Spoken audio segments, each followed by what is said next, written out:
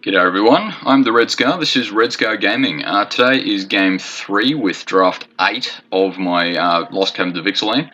Seem to be doing pretty good with this deck so far, though, yeah, luck has gone a little bit my way last game in particular. Golgari Midrange, there's nothing particularly useful that I'm doing or relying on or comboing or something like that, which I know draft is a little bit like that anyway. But yeah, perhaps I'm underlying that I don't have any particular tactics. I've got a few return from graveyard things that I've used probably actually pretty effectively, but yeah, we'll see how we go though. Apparently I found an opponent,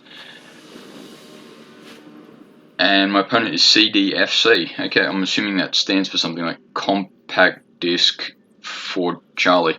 Anyway, that's good. A third land would be nice, and yeah, I'd definitely prefer something else as well, but that's alright. Greedy Freebooter's a pretty good way to start. In fact, he might get my third land pretty quickly anyway. I'll go Forest, and Basking Capybara is certainly useful. It's rarely the game winner, but for 2 mana it can be very good.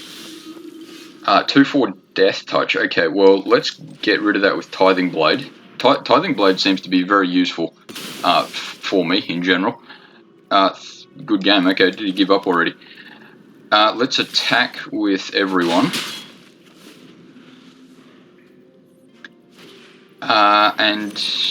So it looks like my opponent's going to go a bit wide, which is, yeah, I suppose a pretty good thing to do against me.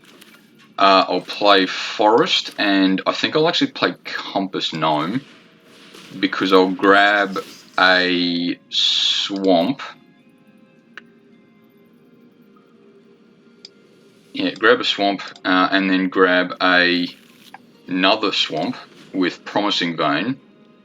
No, actually, because then I've wasted the grabbing of that. Okay, no, that was maybe not my smartest move ever, but that's alright. I'll attack with everything, and yes, I understand it's my go, mate. That's why I'm playing the game. I'll attack with everything, and yeah, I don't mind chump blocking if I sort of need to with Compass Gnome. But yeah, I mean, it's 1 damage. What's the worst that can happen? Famous last words. Okay, so that's another Swamp. I will... Yeah, now I'll grab that other Swamp.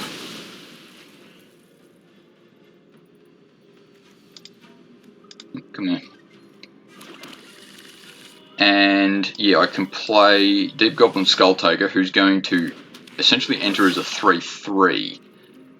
And Greedy Freebooter I'll leave up as a chump blocker, because he's, let's face it, he's damn good at that. And Bloodletter of Alcatraz is certainly my next option, and actually particularly because he's going to be particularly useful against that flyer there. Yeah, there's nothing jumping out at me as far as... Yeah, thanks, mate. Nothing jumping out at me as far as I have to do this to win next or something. What I might actually do, because my opponent's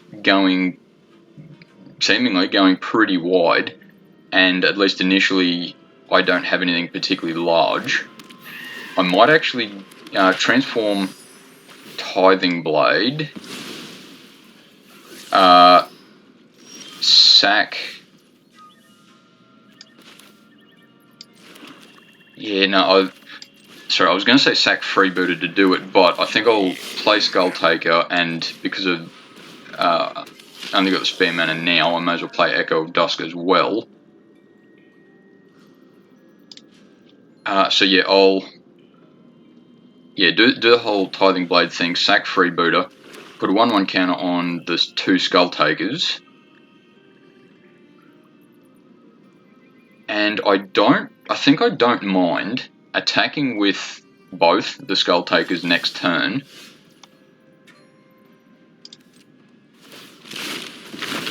even if they both die, because then, yeah, because then I'll be going a lot wider. Oh, not a lot wider, but a bit wider than my opponent. Though maybe I should save it for. Yeah, I do have to keep in mind that Descend doesn't work with Exile. So yeah, you're right. Maybe I could have done a little bit better there. Yeah, okay, that wasn't fun. Getting rid of my what's he called? Bloodletter of Alcatraz. Ooh, Zoetic Glyph. Yeah, that's a good card. But I think at least in this case, the fact that my opponent now is the only player with creatures with flyers on the board is probably the win condition. And yeah, sort of what I need actually is for Freebooter to die. Well, something to die, and it may as well be Freebooter while I'm going. Ooh, yeah, looks like my opponent's going to go wide, or like wide though, so yeah, and even if it's only on the defensive, he can more or less afford it for now. Look, I'll play that other Tithing Blade, mainly for its craft ability, though yeah, look, if my opponent sacks one of the flyers, that's fine by me. Something tells me he won't do that. So I'll exile a creature. I think I might actually get rid of the Capybara, just so I can use Freebooter slightly more effectively. Yeah, despite Capybara being a potentially very good card, I don't think it's going to be particularly strong on this board. Yeah, so my opponent is increasingly playing control, is what's happening. Yeah, control and 2 flyers. They don't have to be particularly big flyers against this deck anyway, but yeah, two flyers that I can't really rely on. Yeah, he's doing well. I'll give him that. He's doing well. I will be gaining 2. Yeah, gaining 2 life. My opponent losing 2 life every turn. So there is a little bit of a sort of time frame that my opponent has to win by. But yeah, I'm not exactly smashing either. And I'm pretty sure my opponent knows that I'm attacking with Freebooter simply so I get his death trigger to make the Skull Takers a bit bigger. Yeah, though he might have to sort of attack at least at some stage, because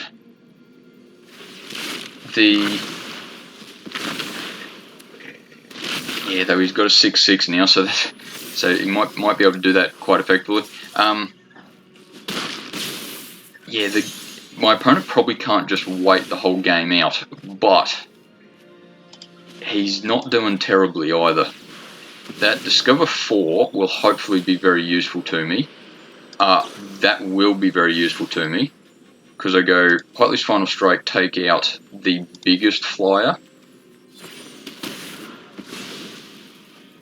which, yeah, look, I know it's not going to win me the game because of that, but it might just give me that little bit of help, like give me that sort of extra turn that I need.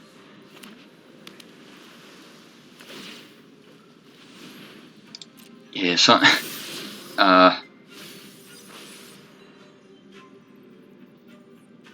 yeah, there's on top of their library. Okay, yeah, nothing I can do about that. Do I want to put it on bottom? I think I actually do, because I've got several big creatures in here that I'd, all things told, rather have than Skull Taker just at the moment. Yeah, that's when my opponent goes on the attack, which is not a stupid move. I really like Echo of Dusk to have lifelink right now, but that's, I suppose, partly my fault. I exiled 2 things. That's all right though. He's probably, yeah, and he can block, tap down one of my creatures, so I'm pretty sure he's got me. But yeah, let's just play it out. I will block the 5/4, and he'll do. Yeah, he'll do. Oh, geez, only just lethal. Yeah, if he wasn't able to tap down Echo of Dusk, I'd still be alive, but only just. I think he'd still win anyway.